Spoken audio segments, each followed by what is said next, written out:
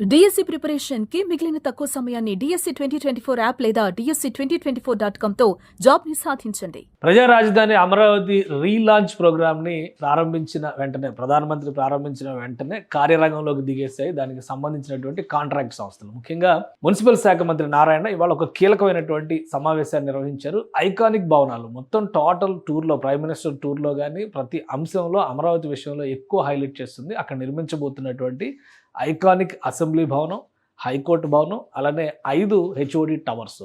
So వీటి చుట్టూనే ఎక్కువ చర్చ జరుగుతున్న నేపథ్యంలో వీటి నిర్మాణంలో ఉన్నటువంటి కాంప్లికేషన్స్ని దృష్టిలో పెట్టుకుని ఒక ప్రత్యేకమైన సమావేశం నిర్వహించారు.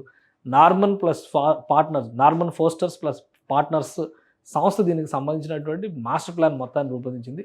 ఆ సంస్థ ఇంజనీర్లతో పాటు కాంట్రాక్టులు దక్కించుకున్నటువంటి సంస్థల ప్రతినిధులతో L&T, NCC అలానే హఫీజ్ కాంట్రాక్టర్స్ వంటి సంస్థలను ఇందులో ఇన్వాల్వ్ చేశారు.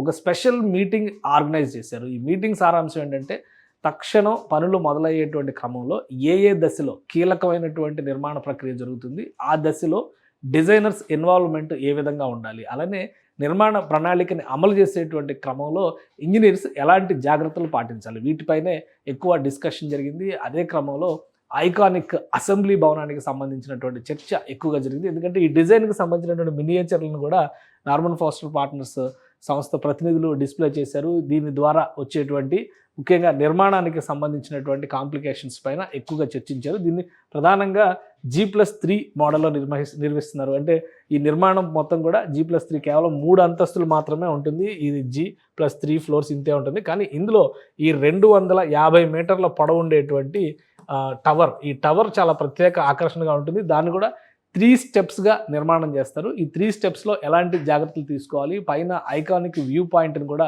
ఏర్పాటు చేస్తున్నారు. దానికి సంబంధించినటువంటి నిర్మాణంలో ఎలాంటి జాగ్రత్తలు తీసుకోవాలి, వీటిపైన ప్రధానంగా చర్చ జరిగింది. ఇంకో విషయం ఏంటంటే ఇప్పుడు హైకోర్టు బిల్డింగ్కి అయ్యేటువంటి ఖర్చు 787 కోట్ల రూపాయలు, కానీ దీనికి అయ్యేటువంటి ఖర్చు 615 కోట్ల రూపాయలు మాత్రమే. కానీ హైకోర్టు బిల్డింగ్ నిర్మాణం జరిగేది 43 ఎకరాల్లోనే ఉంటే ఈ నిర్మాణం మాత్రం 102 ఎకరాల్లో జరగబోతుంది.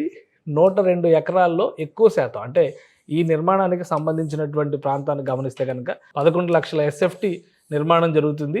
మిగతా అంతా కూడా ప్రధానంగా చుట్టుపక్కల డెవలప్మెంట్, అంటే దాదాపు 102 ఎకరాల్లో చుట్టుపక్కల చేయబోయేటువంటి గ్రీన్ బెల్ట్ డెవలప్మెంట్. కానీ ఈ ప్రాజెక్టులో ప్రధానమైనటువంటి అంశం అక్కడ రివర్ మేనేజ్మెంట్. అక్కడ ఒక కృత్రిమంగా కాలువల్ని తవ్వి కృష్ణానది నుంచి ప్రత్యేకంగా గ్రీన్ అండ్ బ్లూ కాన్సెప్ట్తో డెవలప్ చేయాలనేది ఆలోచన. కాబట్టి టోటల్ లేఅవుట్ ఇన్ఫ్రాస్ట్రక్చర్ డెవలప్మెంట్ పైన కూడా ఇనిషియల్గా ముందు దశ నుంచే ప్యారలల్గా పనులు మొదలు పెట్టాలనేటువంటి లక్ష్యాన్ని రాష్ట్ర ప్రభుత్వం ఇచ్చింది. దీనిపైనే CRDA కసరత్తు చేస్తుంది. అందుకనే CRDA కమిషనర్ దగ్గర నుంచి CRDAలో కీలకమైనటువంటి అధికారులు అందరూ కూడా ఈ సమావేశంలో పాల్గొన్నారు. హఫీజ్ కాంట్రాక్టర్స్ ప్రపంచ ప్రఖ్యాతి చెందినటువంటి సంస్థ, నార్మన్ ప్లస్ పార్ట్నర్స్కి సంబంధించినటువంటి ఇంజనీర్లు, కాంట్రాక్టులు దక్కించుకున్నటువంటి సంస్థలు L&T, NCC ఇతర సంస్థలకు సంబంధించినటువంటి ప్రతినిధులందరూ కూడా ఈ సమాలోచనలో పాల్గొన్నారు. ఇచ్చినటువంటి టార్గెట్ ప్రకారం 3 ఏళ్లలో ప్రాజెక్ట్ కంప్లీట్ చేయాలంటే ఐకానిక్ స్ట్రక్చర్స్, అడ్మినిస్ట్రేటివ్ కాంప్లెక్స్కి సంబంధించినటువంటి నమూనాలు, ఎందుకంటే అసెంబ్లీ టవర్ని సూపర్ బ్లాక్ Eలో కడుతున్నారు, హైకోర్టు టవర్ని సూపర్ బ్లాక్ Fలో కడుతున్నారు. అక్కడ ఉన్నటువంటి దాని పక్కనే ఉన్నటువంటి ప్రాంతంలోనే ఐకానిక్ టవర్స్ 5 టవర్ల నిర్మాణం జరుగుతుంది. ఇవన్నీ కూడా ప్యారలల్గా జరిగేటువంటి నిర్మాణాలు కాబట్టి నిర్మాణ ప్రణాళికని అమలు చేసేటువంటి క్రమంలోనే సందేహాల నివృత్తి ప్రక్రియని CRDA ప్రారంభించింది. ఈ క్రమంలోనే మున్సిపల్ శాఖ మంత్రి ప్రత్యేక సమావేశాన్ని నిర్వహించారు.